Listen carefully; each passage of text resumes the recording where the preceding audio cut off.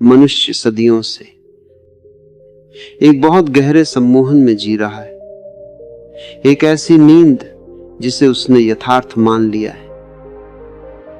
बचपन से तुम्हारे भीतर एक झूठ बोया गया है कि तुम जितना अधिक पसीना बहाओगे, जितने अधिक थक जाओगे, धन और सफलता उतनी ही तुम्हारे करीब आएगी। यह एक ऐसा भ्रम है जिसकी जड़ें इतनी गहरी हैं कि कोई इस पर प्रश्न उठाने का साहस ही नहीं जुटा पाता। भीड़ बस चलती जा रही है, बिना यह सोचे कि यह रास्ता जा कहां रहा है। जरा रुक कर देखो अपने चारों ओर। क्या सबसे अधिक पसीना बहाने वाले लोग तुम्हें सबसे ऊंचे शिखरों पर दिखाई देते हैं? एक किसान जो चिलचिलाती धूप में, मिट्टी में अपना जीवन घोल देता है, क्या वह उस सम्राट से अधिक धनवान है जो महल के ठंडे कक्ष में बैठा है? श्रम तो किसान का 1000 गुना अधिक है, फिर भी स्वर्ण राजा के पास है। यहां एक बहुत गहरी सच्चाई छुपाई गई है तुमसे कि मेहनत और धन का कोई सीधा संबंध है ही नहीं। यदि केवल पसीना बहाने से ही खजाने मिलते तो दुनिया का हर मजदूर आज किसी सिंहासन पर बैठा होता। हर कुली के पास अपना एक साम्राज्य होता। लेकिन तुम देखते हो, वास्तविकता इसके ठीक विपरीत है। ऐसा क्यों है?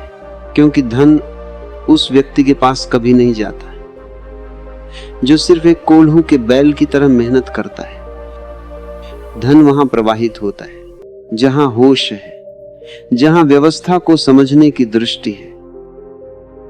जो व्यक्ति हाथों से नहीं, अपनी चेतना से, अपने मस्तिष्क से सृजन करता है, वही असल में सम्राट है। मेहनत एक ऊर्जा है, एक शक्ति है, लेकिन बिना दिशा के, बिना होश के ऊर्जा सिर्फ तुम्हें थकाती है, तुम्हारा विनाश करती है। जो व्यक्ति सिर्फ काम में डूबा रहता है, वह इतना अंधा हो जाता है कि वह देख ही नहीं पाता कि उसके जीवन की ऊर्जा का फल कोई और काट रहा है। वह एक यंत्र बन जाता है, और यंत्र कभी मालिक नहीं होते। मूल्य केवल श्रम से पैदा नहीं होता, मूल्य पैदा होता है समझ से, जागरण से। एक व्यक्ति पूरी जिंदगी कुआं खोदने में लगा देता है, पत्थर तोड़ता है, पसीना बहाता है, और दूसरा व्यक्ति शांत बैठकर केवल यह तय करता है कि कुआं खोदना कहां है, जल कहां मिलेगा।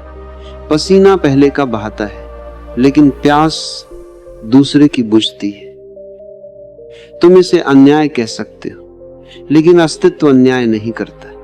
यह अस्तित्व का नियम है। धन तुम्हारे अंधे कर्मों का पुरस्कार नहीं है। धन तो बुद्धिमत्ता की, तुम्हारे होश की एक स्वाभाविक प्रतिक्रिया है। जो केवल मेहनत कर रहा है, वह दरअसल खुद को बेच रहा है। अपने समय को, अपनी श्वासों को कौड़ियों के भाव नीलाम कर रहा है। और जो व्यक्ति योजना बनाता है, जो दृष्टा है, वह दूसरों की उस मेहनत को खरीद लेता है। यही एक सेवक और एक मालिक के बीच का एकमात्र अंतर है। सेवक यह सोचकर उठता है कि आज मुझे कितना काम करना है, और मालिक यह सोचता है कि आज व्यवस्था को कैसे चलाना है और कब ठहर जाना है। क्या तुमने कभी सोचा है कि समाज मेहनत की इतनी पूजा क्यों करता है? तुम्हें निरंतर व्यस्त रखना समाज का, राजनीति का और धर्म गुरुओं का सबसे सफल हथियार रहा है। वे चाहते हैं कि तुम थके रहो, क्योंकि जो थका हुआ है वह कभी सोचेगा नहीं। और सोच, विचार बहुत खतरनाक होते हैं। विचार प्रश्न पैदा करते हैं, और प्रश्न पुरानी सड़ी गली व्यवस्थाओं की जड़ें हिला देते हैं। इसीलिए तुम्हें उलझा दिया गया है, ताकि तुम कभी जाग न सको। धन कभी वहां नहीं जाता जहां सबसे ज्यादा शोर हो, सबसे ज्यादा भाग दौड़ हो। धन उस मौन में जाता है जहां निर्णय लिए जाते हैं। जो व्यक्ति सिर्फ मेहनत करता है, वह समय बेचता है, और तुम्हारे पास समय बहुत सीमित है, लेकिन जो व्यवस्था बनाता है वह समय के पार चला जाता है। धन कभी थके हुए शरीरों को नहीं चुनता। यह एक बहुत निर्मम गणित है। धन हमेशा तेज, शांत और गणना करने वाले दिमाग को चुनता है। बहुत से लोग कहते हैं, मैंने तो बड़ी ईमानदारी से पूरी जिंदगी खपा दी, फिर भी मेरे हाथ खाली क्यों हैं? मैं तुमसे कहता हूं, जीवन को खपाने से साम्राज्य नहीं बनते।